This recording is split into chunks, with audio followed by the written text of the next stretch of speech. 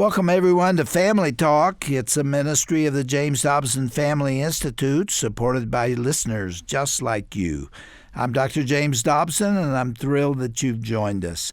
Hello, everyone. This is Roger Marsh for Family Talk. Now, before we get to today's broadcast, some of the content discussed on the program is really intended for more mature audiences. So if you have little ones listening in right now, parental discretion is advised.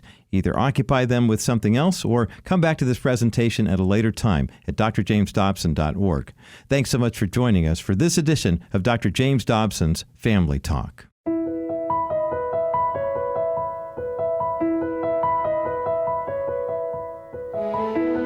Hi, everyone. I'm Dr. Tim Clinton, and this is Dr. James Dobson's Family Talk, a radio production of the James Dobson Family Institute. I'm your host. I also serve as Executive Director of JDFI. I appreciate you listening and for supporting the growth of our ministry. You know, men are absolutely essential to the future of America. Now, I don't want to downplay the role of women because we all know they're just as critical, probably more important. But we're going to talk about men today. God-honoring men need and must begin by leading at home. It's all about starting right there and building our culture for better and guiding our families toward Jesus. Unfortunately, a lot of men have abandoned their post in this area. Not only that, the very idea of masculinity in some circles is being considered toxic. I'm talking about biblical manhood. Toxic. Something's got to be done to fix these problems. Our guest today is Ken Harrison. He's chairman of Promise Keepers. You've heard of that organization. They've rebooted that famed evangelical men's movement. It's now a digital peer-to-peer community and event ministry, yes, building up godly men. Ken is also the CEO of Waterstone Foundation. That's a Christian financial company providing advice and assistance to nonprofit organizations. He's an author, speaker, and by the way, a very outspoken advocate for the resurgence of Christ-centered manhood.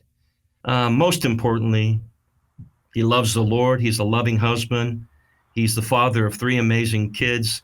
And Ken, it's great to have you here today to talk about Promise Keepers and some exciting things coming up early in 2021. Thanks for joining us. Well, thanks, Tim, man. Always good to be with you, man. Ken, it's fun to be with you. Ken, as we get started, we're going to talk about a dynamic marriage event that is happening in just a few days here in late January. I think it's going to run from January 23rd to the 13th, that I think everyone listening, they're going to want to be a part of it. They're going to want to get everybody they love involved in this.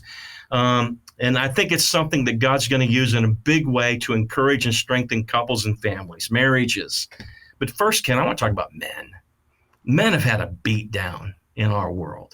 I think most men I talk to, Ken, they're sick and tired of being called buffoons, distant, disengaged dads, pathetic husband, porn addicts, lazy, out of touch. Ken, what are you seeing in the hearts of men? I think they want encouragement is what they're looking for. You know, there was a time back in the history of Israel when the Lord called all the men to come together in Israel 3 times a year. And he said, I will supernaturally guard all of your towns when you come together, but you need to come together to be reminded of who you are in God. You're the sons of the Lord, that you're the chosen people of God.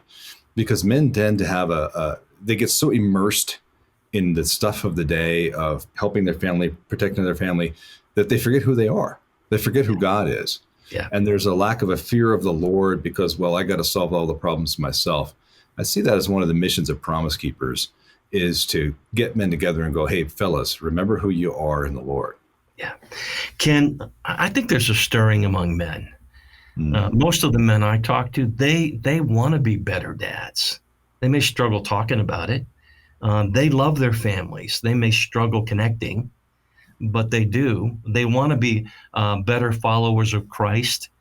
They may struggle on how to do that, but I'm telling you, and it reminds me kind of that scene in that movie, Saving Private Ryan, at the end of it, when I can see that, you remember that graveyard scene, and that older man is walking through the graveyard, and he says this, just tell me that I'm a good man.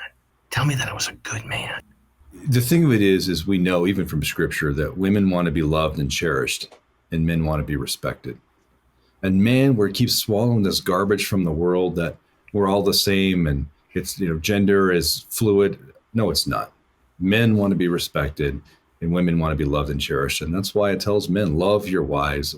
Wives, respect your husbands, because God knew, because he created us to be that way, that's who we are.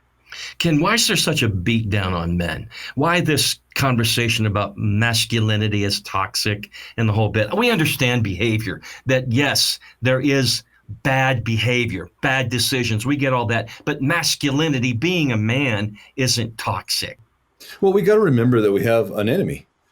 Satan hates God, but he can't touch God. So he touches God's people. His whole goal is to divide us from God and divide us from each other. And the entire focus of civilization is marriage. It is how God created us to come together to be married. And then as we come together in marriage, we have offspring. So we attacked offspring. Roe versus Wade, we've been murdering babies in the womb now for 50 years in this country. And now he's attacking marriage. And then in order to really get to marriage, you attack masculinity. If you can get one half of marriages off track, then you can destroy the very foundations of the church, the world, culture, and America. Yeah. Ken, Promise Keepers, stepping into this world, by the way, that's very complicated, throw in the COVID pandemic and everything, but how are you reaching out to men? How are you speaking into their lives? I think it's important for us because I think our listeners, every woman listening, they want their men encouraged. They want to strengthen them. They love their sons. They love their dads. They love their husbands. They love the men in their life. They don't want them beat up and destroyed. They love them. How's PK with this whole new digital world and everything that's going on, stepping into the lives of men? Yeah, it's interesting.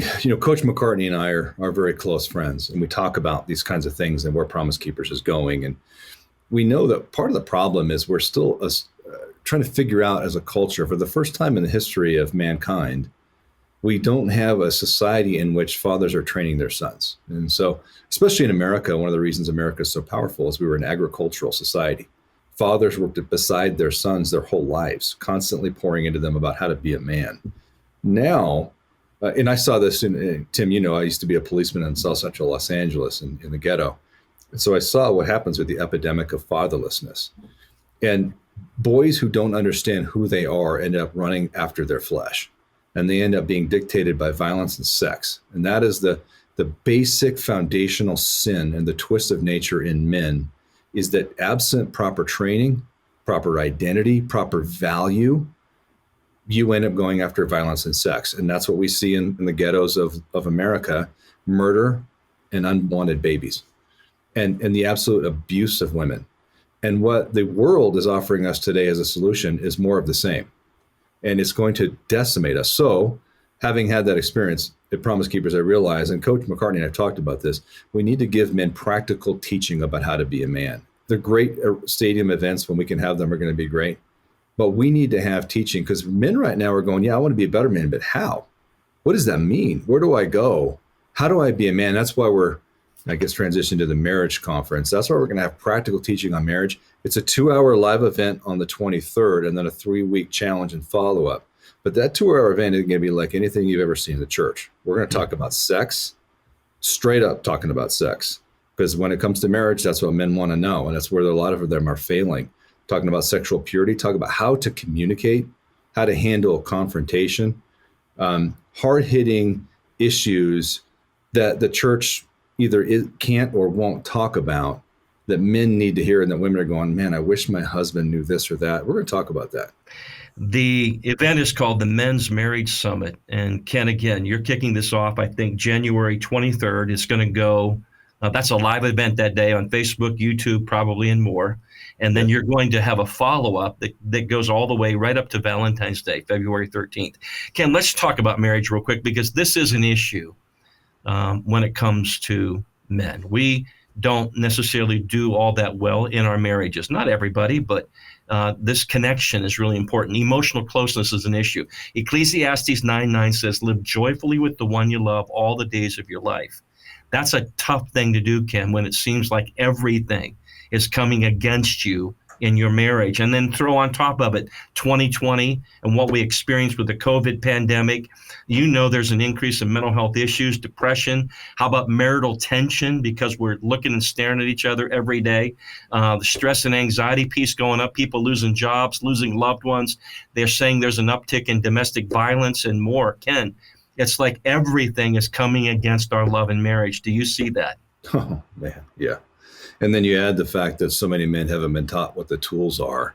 So, we said a minute ago that we're talking about sex, and that's going to be the talk that I give. It's going to be entitled What You Wish Your Dad Would Have Told You About Sex.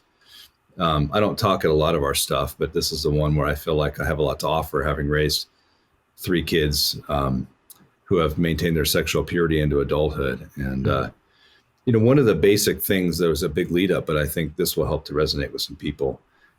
You talk about the difference by how we would treat sex, for instance, and for everybody listening who's getting nervous, don't worry, I'll keep this PG. But when a man has sex, there are 0 consequences for him in the natural, none.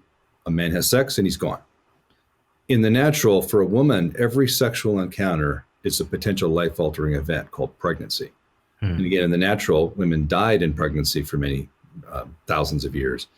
So every time a woman has sex, there's an instinctive thing in her that says, if I get pregnant, if I have a life-altering event, is this man worth that? Is this episode worth that? Am I protected? Am I provided for? Is he the kind of guy who's going to cherish me, or is he the guy that's going to take off?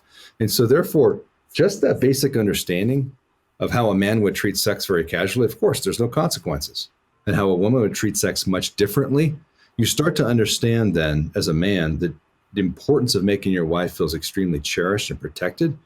You start understanding that the events that lead up to that moment, they start in the morning, not at night when you go to bed. They start with how you've treated her, how you've talked to her, how you've handled the family finances.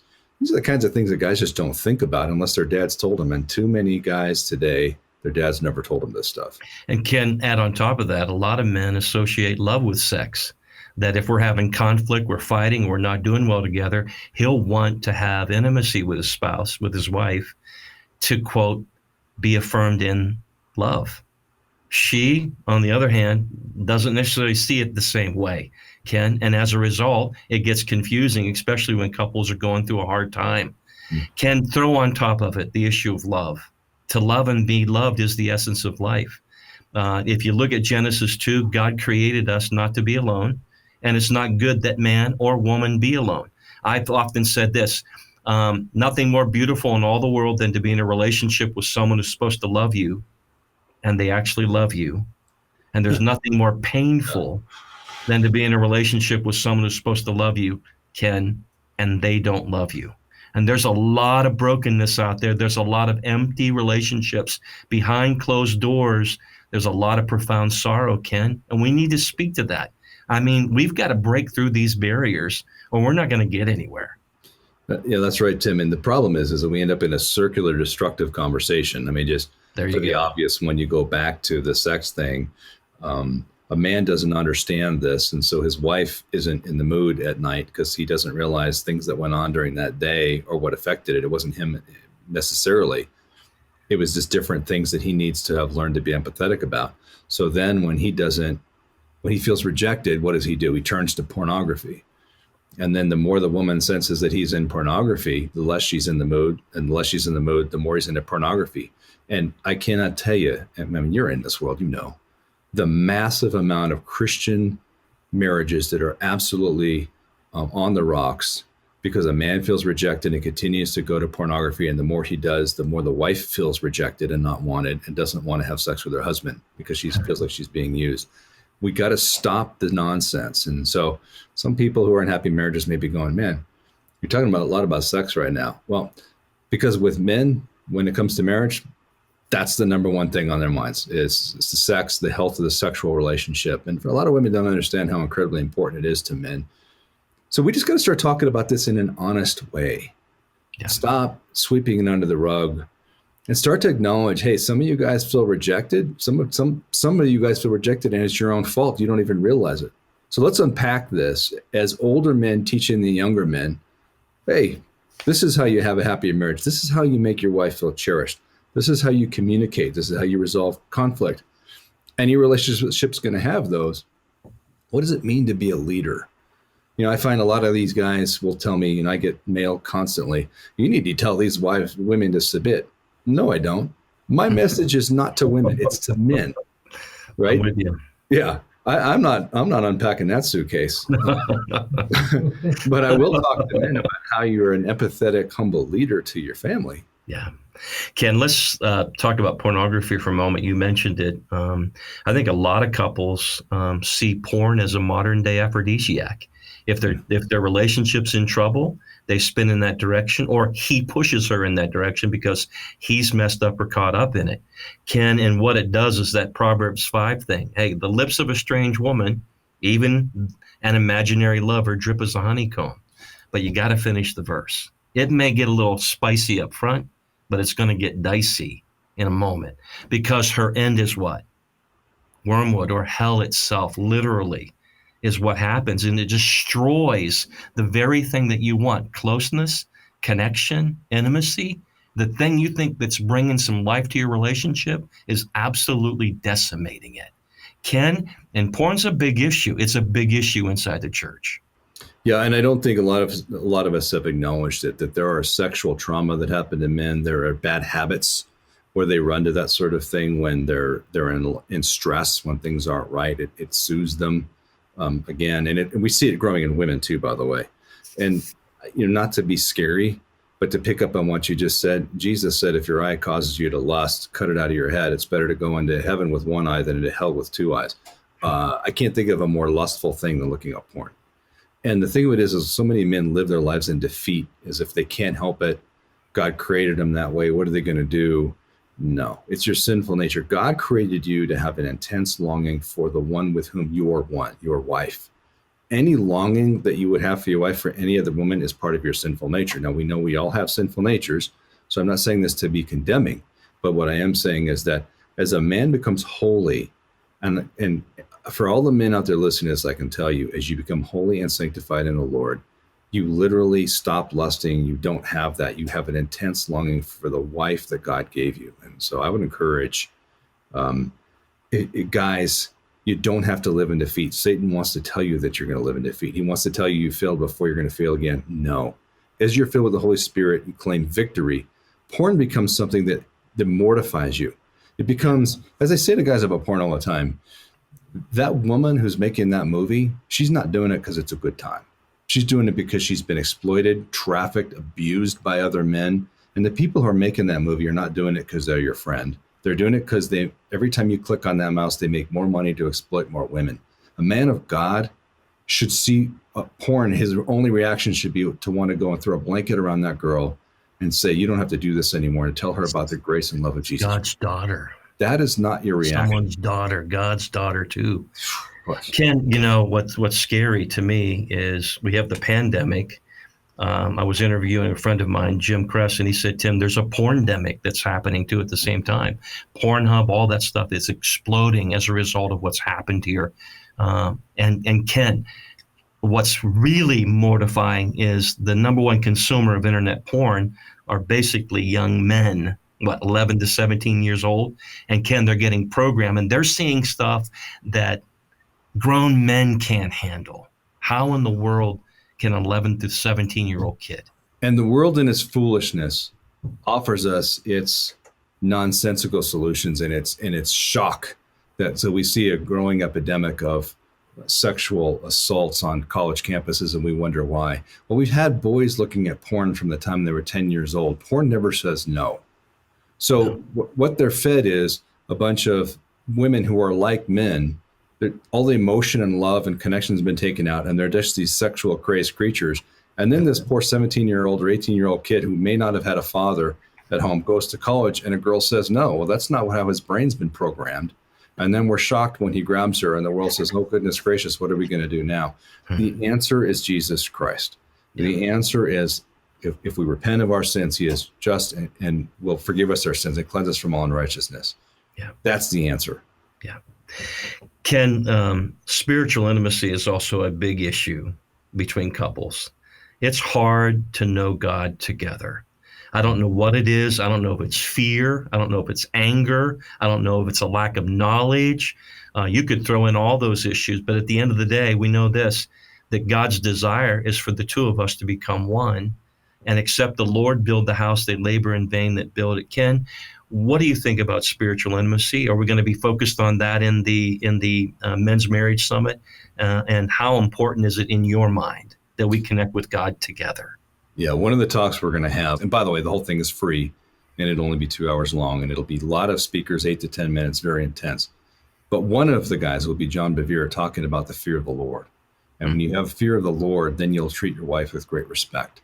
Yeah. And I would just say, as it comes to leadership, men leading their families, one of the greatest things that you can do as a husband and as a father is to regularly pray with your wife. And for a lot of men, they don't know how. They feel intimidated.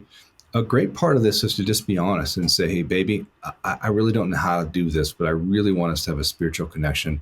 I would love it if we could just hold hands. And, it's funny, when you look at how Jesus prays to the Father in the Gospels, it's always like this just basic, simple conversation. It's not holy. It's not eloquent. It's just raw and honest. Yeah. Ken, the Men's Marriage Summit, a gathering of legacy. Boy, you've got, I think you're going to have quite a lineup and a lot of topics to cover to encourage men to strengthen their marriages and families. Ken, give us the basics. How do we find out more information? How do we get enrolled? How do we get loved ones, our churches, and more in as a part of this event? Yeah, go to promisekeepers.org and register. It'll take you 10 seconds. It's your name and email. Everything is free. We want guys to get together. So we're going to have lots of churches all over America getting together to watch this, the ones that can, to watch this together. It'll also be on Facebook Live, all the different social media outlets. We had 1.2 million men watch our live event on July 31st. So we're expecting, in 84 countries, by the way, we're expecting a huge turnout across the world on this. So on January 23rd, it will be live. All the details are on promisekeepers.org. And then after that, there will be a 3-week challenge with really in-depth connection, making friends with guys. How do I walk this road? And then at the end of the 3 weeks, we're going to show a little bit altered event that you can sit down and watch with your wife. It's designed to watch with your wife, and there will be a few women speakers in there, not preaching, but talking more about marriage experiences, so that I know what's going to happen. After this event, you're going to have a lot of guys go to their wives and apologize or have all the stuff, excitement, all these tools they've gotten. We don't want to just leave them there. We want to have them a real 3-week solid plan to go through it. And then at the end, they watch another event with their wife at the end of that 3 weeks. Beautiful. Ken, again, the start date is January 23rd. So don't mess around here. Get your church, get everybody loved involved, get every man you know dialed into the PK event here. Again, it's called the Men's Marriage Summit, promisekeepers.org, right, Ken? .org. That is right. Well, I know, Ken, you and your style, you're going to have this one loaded up for bear. You can learn more information about the Men's Marriage Summit by going up on our broadcast page at drjamesdobson.org. That's drjamesdobson.org. And hey, we're going to be sharing this event up on our Facebook page. You want to watch for it there. This is going to be an exciting event. Ken, we appreciate you putting it together. Love your heart for men. We can't wait to see what God's going to do. Thank you for joining us. Thanks, brother.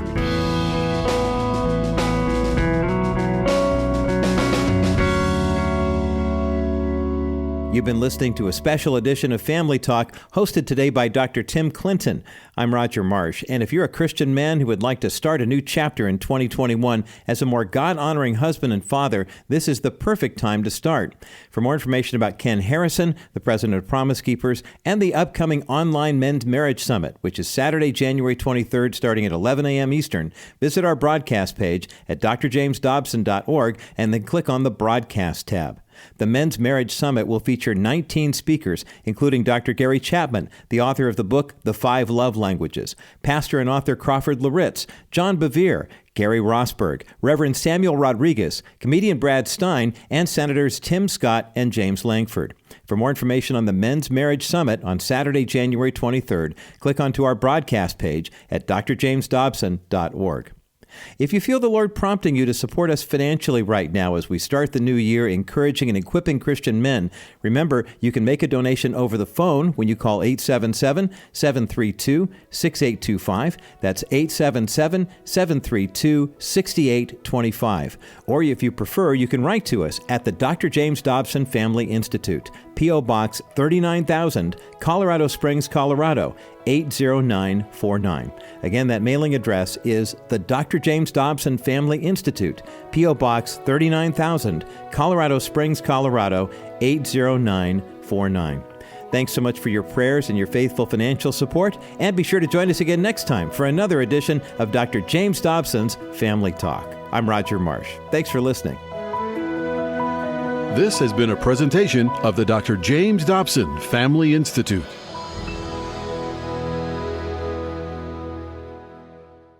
Hello, everyone. Do you need help dealing with the everyday tasks of raising a family? I'm James Dobson here, and if you do, I hope you'll tune in to our next edition of Family Talk. Our main purpose in this ministry is to put tools into your hands that will strengthen your marriage and help you raise your kids. Hope to see you right here next time for another edition of Family Talk.